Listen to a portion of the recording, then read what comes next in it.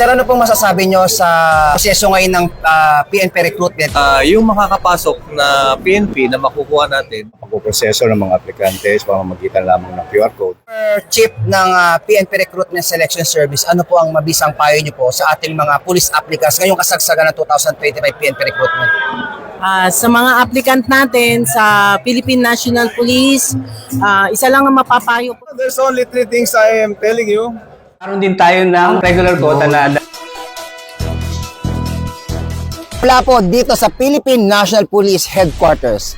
Ako po ang inyong Police News Network Correspondent, Police Chief Master Sergeant Mauricio Bonilla Ruiz, alagad ng batas, taga-taguyod ng Balitang Pulis.